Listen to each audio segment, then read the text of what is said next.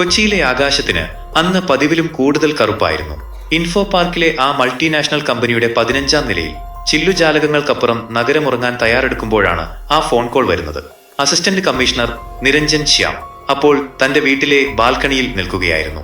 സാധാരണ ഒരു കൊലപാതക കേസിന്റെ വേഗതയായിരുന്നില്ല ആ വാർത്തയ്ക്ക്. നഗരത്തിലെ ഏറ്റവും വലിയ IT ഹബിൽ അതീവ സുരക്ഷാ സംവിധാനങ്ങളുള്ള ഒരു ഫ്ലോറിൽ ഒരു യുവതി കൊല്ലപ്പെട്ടിരിക്കുന്നു. അതൊരു സാധാരണ മരണമല്ലെന്ന് ആദ്യ നിമിഷം തന്നെ നിരഞ്ജന് തോന്നിയിരുന്നു. കാറിൽ ഇൻഫോ പാർക്കിലേക്ക് കുതിക്കുമ്പോൾ അയാൾ ആലോചിച്ചത് മറ്റൊന്നാണ്. CCTV ക്യാമറകളും ബയോമെട്രിക് പൂട്ടുകളും സെക്യൂരിറ്റി ഗാർഡുകളും വലയം ചെയ്ത ആ കെട്ടിടത്തിനുള്ളിൽ എങ്ങനെ ഒരാൾക്ക് കടന്നു കയറാൻ കഴിയും? ആരെയും സംശയിക്കാത്ത വിധം ഒരു തെളിവും അവശേഷിപ്പിക്കാതെ അത്രയും കൃത്യതയോടെ ആ കൃത്യം നിർവഹിക്കാൻ ആർക്കാണ് സാധിക്കുക? ക്രൈം സീനിലെത്തുമ്പോൾ അവിടെയാകെ വല്ലാത്തൊരു നിശബ്ദതയായിരുന്നു. സെർവർ റൂമിനോട് ചേർന്നുള്ള ആ ചെറിയ ക്യാബിനിൽ മായ മരിച്ചു കിടക്കുകയാണ്. കമ്പനിയിലെ ഏറ്റവും മിടുക്കിയായ സോഫ്റ്റ്വെയർ ആർക്കിടെക്ട്. കഴുത്തിൽ നേർത്തൊരു പാട് മാത്രം. ബലപ്രയോഗം നടന്നതിന്റെ ലക്ഷണങ്ങളില്ല, മൽപിടുത്തമില്ല. പുറത്തുനിന്നൊരാൾ വന്ന് ചെയ്തതാണെന്ന് വിശ്വസിക്കാൻ പാടുള്ള സാഹചര്യം. നിരഞ്ജൻ തന്റെ കയ്യുറകൾ മുറുക്കി ആ മുറിയിലാകെ ഒന്ന് കണ്ണോടിച്ചു. അവിടെയെങ്ങും രക്തമോ ചിതറിക്കിടക്കുന്ന വസ്തുക്കളോ ഇല്ലായിരുന്നു. പക്ഷേ ആ മുറിയിലെ എയർ കണ്ടീഷനിങ്ങിന് അസാധാരണമായ ഒരു തണുപ്പുള്ളതുപോലെ നിരഞ്ജന് തോന്നി. ഇൻവെസ്റ്റിഗേഷൻ ടീം CCTV ദൃശ്യങ്ങൾ പരിശോധിച്ചു തുടങ്ങിയപ്പോൾ അവർ ഒരു വലിയ കടങ്കഥയ്ക്ക് മുന്നിലായി. ആ നിശ്ചിത സമയത്ത് മായയുടെ ക്യാബിനിലേക്ക് ആരും പ്രവേശിച്ചതായി കാണുന്നില്ല. ലിഫ്റ്റിലെ ക്യാമറകളും കോറിഡോറിലെ സെൻസറുകളും നിശ്ചലമായിരുന്നു. എന്നാൽ അവ തകരാറിലായിരുന്നില്ല എന്നതാണ് നിരഞ്ജനെ അത്ഭുതപ്പെടുത്തിയത്. അവ കൃത്യമായി വർക്ക് ചെയ്യുന്നുണ്ട്. പക്ഷേ ആരും വന്നതായി രേഖപ്പെടുത്തിയിട്ടില്ല. ഇവിടെയാണ് നിരഞ്ജൻ തന്റെ അന്വേഷണത്തിന്റെ ദിശ മാറ്റുന്നത്. ഇത് ഒരു സാധാരണ കൊലയാളിയല്ല, മറിച്ച് സാങ്കേതിക വിദ്യയെ വിരൽത്തുമ്പിൽ കളിപ്പിക്കുന്ന ഒരാളാണ്. അടുത്ത കുറച്ചു ദിവസങ്ങൾ ചോദ്യം ചെയ്യലുകളുടേതായിരുന്നു. മായയുടെ സഹപ്രവർത്തകർ, സുഹൃത്തുക്കൾ എല്ലാവരും അവളെക്കുറിച്ച് നല്ലത് മാത്രമേ പറഞ്ഞുള്ളൂ. ആർക്കും അവളോട് ശത്രുതയുണ്ടായിരുന്നില്ല. പക്ഷേ നിരഞ്ജന്റെ മനസ്സ് പറഞ്ഞുകൊണ്ടിരുന്നു, ഏതോ വലിയ നിഗൂഢത ഈ ശാന്തതയ്ക്ക് പിന്നിലുണ്ട്. മായയുടെ ലാപ്ടോപ്പും ഫോണും പരിശോധിച്ച സൈബർ സെല്ലിന് പോലും ഒന്നും കണ്ടെത്താനായില്ല.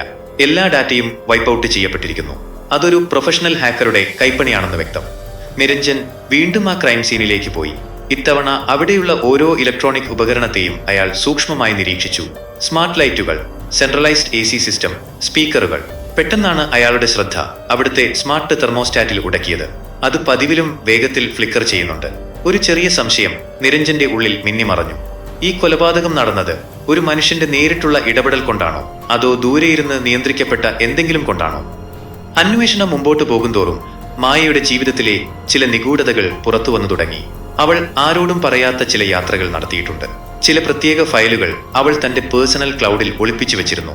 നിരഞ്ജൻ ആ ഫയലുകൾ ഓരോന്നായി ഡീകോഡ് ചെയ്തെടുത്തു. അതിൽ കണ്ടത് കൊലപാതകയെക്കുറിച്ചുള്ള സൂചനകളല്ല, മറിച്ച് വരാനിരിക്കുന്ന വലിയൊരു ചതിയുടെ വിവരങ്ങളായിരുന്നു. മായ ആരോടോ സംസാരിക്കാൻ ശ്രമിച്ചിരുന്നു, പക്ഷേ അത് പരാജയപ്പെട്ടു. ആ പരാജയമാണ് അവളുടെ ജീവനെടുത്തത്. നിരഞ്ജൻ ആ ഓഫീസിലെ ഓരോ ജീവനക്കാരന്റെയും സൈക്കോളജിക്കൽ പ്രൊഫൈൽ പഠിക്കാൻ തീരുമാനിച്ചു. സാങ്കേതികമായി അത്രയും അറിവുള്ളവർ ആരെല്ലാമാണ്?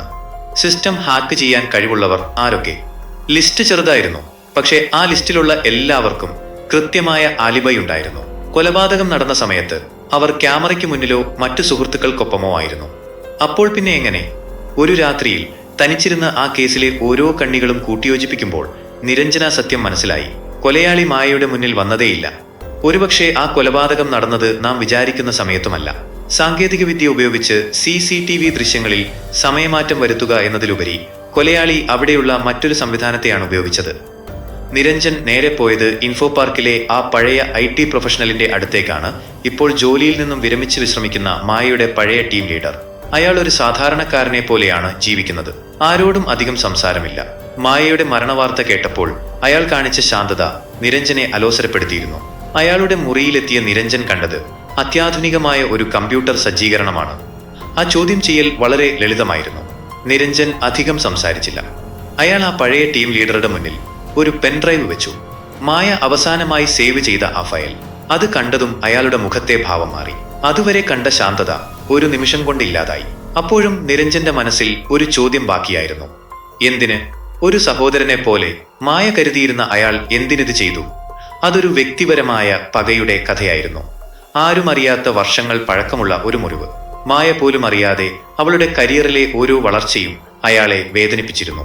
മായയുടെ ഓരോ വിജയവും തന്റെ പരാജയമാണെന്ന് അയാൾ വിശ്വസിച്ചു. പുറമേ സ്നേഹം നടിക്കുമ്പോഴും ഉള്ളിൽ അയാൾ ഒരു വിഷപാമ്പിനെ പോലെ കാത്തിരുന്നു. മായ അയാളുടെ ഒരു രഹസ്യം അറിയാനിടയായതാണ് കാര്യങ്ങൾ വേഗത്തിലാക്കിയത്. ഒരു പ്രത്യേക സോഫ്റ്റ്വെയർ ഉപയോഗിച്ച് ഓഫീസിലെ എയർ കണ്ടീഷനിംഗ് സിസ്റ്റം വഴി വിഷവാതകം കടത്തിവിട്ടാണ് അയാൾ അവളെ ഇല്ലാതാക്കിയത്. ആരും സംശയിക്കാത്ത, ഒരു തെളിവും അവശേഷിപ്പിക്കാത്ത കൃത്യം. ക്യാമറകൾ ഹാക്ക് ചെയ്ത് അയാൾ താൻ അവിടെ ഇല്ലെന്ന് വരുത്തി തീർത്തു. മടക്കയാത്രയിൽ നിരഞ്ജൻ ശ്യാം ആലോചിച്ചത് മനുഷ്യ മനസ്സിന്റെ ആഴങ്ങളെക്കുറിച്ചാണ്. സാങ്കേതികവിദ്യ എത്ര വളർന്നാലും മനുഷ്യന്റെ ഉള്ളിലെ പകയും വൈരാഗ്യവും മാറുന്നില്ല. ഏറ്റവും സുരക്ഷിതമെന്ന് കരുതുന്ന ഇടങ്ങൾ പോലും എത്രമാത്രം അപകടകരമാകാം. കേസ് അവസാനിച്ചു എന്ന് എല്ലാവരും കരുതി. പക്ഷേ നിരഞ്ജൻ അറിയാമായിരുന്നു, മായയുടെ ലാപ്ടോപ്പിൽ അവൾ ബാക്കിവെച്ച ആ അവസാന സന്ദേശം ആർക്കുവേണ്ടിയുള്ളതായിരുന്നു എന്ന്. ആ സന്ദേശം കൊലയാളിക്കുള്ളതായിരുന്നില്ല, മറിച്ച് മറ്റൊരാൾക്കുള്ള മുന്നറിയിപ്പായിരുന്നു. ആ മറ്റൊരാൾ ആരാണെന്നത് ഇന്നും ആ ഫയലുകൾക്കുള്ളിൽ ഒളിഞ്ഞിരിക്കുന്നു. ചില രഹസ്യങ്ങൾ അങ്ങനെയാണ്, അവ തുറക്കാതിരിക്കുന്നതാണ് എല്ലാവർക്കും നല്ലത്. കൊച്ചിയിലെ രാത്രി വീണ്ടും ശാന്തമായി. പക്ഷേ നിരഞ്ജൻ ശ്യാമിന് അറിയാമായിരുന്നു, ഈ ശാന്തതയ്ക്ക് പിന്നിൽ ഇനിയും ഒരുപാട് നിഴലുകൾ ഒളിഞ്ഞിരിപ്പുണ്ടെന്ന്.